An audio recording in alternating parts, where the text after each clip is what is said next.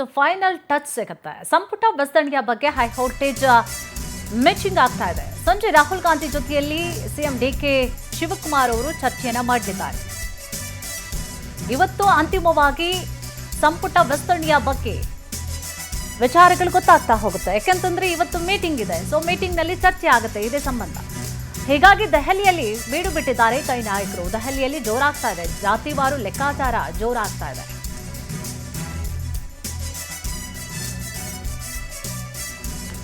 ಸಂಪುಟ ವಿಸ್ತರಣೆಯ ಬಗ್ಗೆ ಹೈ ವೋಲ್ಟೇಜ್ ಮೀಟಿಂಗ್ ಆಗುತ್ತೆ ಇವತ್ತು. ಸೊ ಈ ಒಂದು ಮೀಟಿಂಗ್ ನಲ್ಲಿ ಸಂಜೆ ಡಿಸೈಡ್ ಆಗುತ್ತೆ ಯಾರಿಗೆ ಕೊಡಬೇಕು ಸಚಿವ ಸ್ಥಾನ, ಯಾರು ಪಕ್ಷಕ್ಕೋಸ್ಕರ ದುಡಿದಿದ್ದಾರೆ, ಸಮುದಾಯವಾರು ಜಾತಿ ಲೆಕ್ಕಾಚಾರದ ವಿಚಾರ ಸಂಬಂಧವಾಗಿ ಪಕ್ಷ ಸಂಘಟನೆಯನ್ನ ಯಾರು ಮಾಡ್ತಾರೆ, ಎಷ್ಟು ಬಾರಿ ಶಾಸಕರಾಗಿದ್ದಾರೆ, ಪಕ್ಷಕ್ಕೋಸ್ಕರ ಇಲ್ಲಿವರೆಗೂ ಕೂಡ ಏನ್ ಮಾಡಿದ್ದಾರೆ.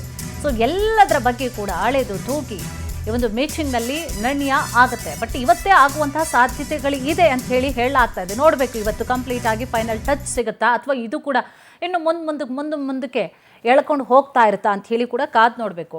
ಈಗಾಗಲೇ ಒಂದು ಲಿಸ್ಟ್ ಕೂಡ ರೆಡಿ ಆಗಿದೆ. ಅಂತಂದ್ರೆ ಲಿಂಗಾಯತ ಸಮುದಾಯದಲ್ಲಿ ಕಂಡು ಬರುವಂತಹ ವ್ಯಕ್ತಿಗಳು ಯಾರು, ಪಕ್ಷಕ್ಕೋಸ್ಕರ ಎಷ್ಟು ಕೆಲಸ ಮಾಡಿದ್ದಾರೆ, GS ಪಾಟೀಲ್, SS ಮಲ್ಲಿಕಾರ್ಜುನ್, ಯಶವಂತ ರಾಯ ರೆಡ್ಡಿ ಪಾಟೀಲ್, ಶಿವಾನಂದ ಪಾಟೀಲ್, ಲಕ್ಷ್ಮೀ ಹೆಬ್ಬಾಳ್ಕರ್, ಲಕ್ಷ್ಮಣ್ ಸವದಿ, ಹೀಗೆ ಇದೆ. ಇದರಲ್ಲಿ ಯಾರು ಈ ರೀತಿಯಾಗಿ ಅವರು ಡಿವೈಡ್ ಮಾಡ್ತಾ ಹೋಗ್ತಾರೆ. ಜೊತೆಗೆ ಶರತ್ ಬಚ್ಚೇಗೌಡ ಒಕ್ಕಲಿಗ ಸಮುದಾಯವಾರು ಜಾತಿ ಲೆಕ್ಕಾಚಾರವನ್ನು ಇವ್ರು ನೋಡೋದಾದ್ರೆ HC ಬಾಲಕೃಷ್ಣ, ಚಲುವರಾಯಸ್ವಾಮಿ, KM ಶಿವಲಿಂಗೇಗೌಡ ಹಿಂಗೆ ಒಂದು ಲಿಸ್ಟ್ ಮಾಡ್ಕೊಳ್ತಾರೆ. ಪರಿಶಿಷ್ಟ ಜಾತಿಯಲ್ಲಿ ಎಷ್ಟು ಮಂದಿ ಇದ್ದಾರೆ ಆಕಾಂಕ್ಷಿಗಳು. ಸೊ ಎಲ್ಲರೂ ಆಕಾಂಕ್ಷಿಗಳೇ, ಬಟ್ ಅದರಲ್ಲೂ ಕೂಡ ಒಂದಷ್ಟು ಅಳೆದು ತೂಗಿ ಇವ್ರು ಲೆಕ್ಕಾಚಾರಗಳನ್ನು ಹಾಕ್ತಾರೆ.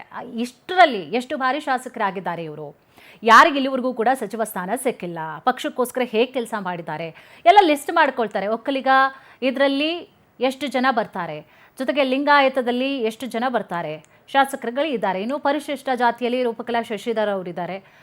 ಸೊ ಅವ್ರಿಗೂ ಕೂಡ ಇದುವರೆಗೂ ಕೂಡ ಸಚಿವ ಸ್ಥಾನ ಸಿಕ್ಕಿಲ್ಲ. ಸೊ ಎಲ್ಲ ಕೂಡ ಅಳೆದು ತೂಗಿ ಲೆಕ್ಕಾಚಾರವನ್ನು ಮಾಡಲಿದ್ದಾರೆ. ಇದೇ ವಿಚಾರ ಸಂಬಂಧವಾಗಿ ಹೆಚ್ಚಿನ ಡೀಟೇಲ್ಸನ್ನು ಕೂಡ ನೀಡ್ತಾ ಹೋಗ್ತಾರೆ ನಮ್ಮ ಪ್ರತಿನಿಧಿ ರೂಪೇಶ್. ಎಸ್ ರೂಪೇಶ್, ಇವತ್ತು ಸಂಜೆ ಮೀಟಿಂಗ್ನಲ್ಲಿ ನಿರ್ಣಯ ಆಗುತ್ತಾ, ಕಂಪ್ಲೀಟ್ ಆಗಿ ಇವತ್ತೇ ಫೈನಲ್ ಟಚ್ ಸಿಗುತ್ತಾ, ಜೊತೆಗೆ ಯಾವ ರೀತಿಯಾಗಿ ಇವರ ಲೆಕ್ಕಾಚಾರ ಇರುತ್ತೆ ಅನ್ನೋದ್ರ ಬಗ್ಗೆ ಮಾಹಿತಿ ಕೊಡೋದಾದ್ರೆ?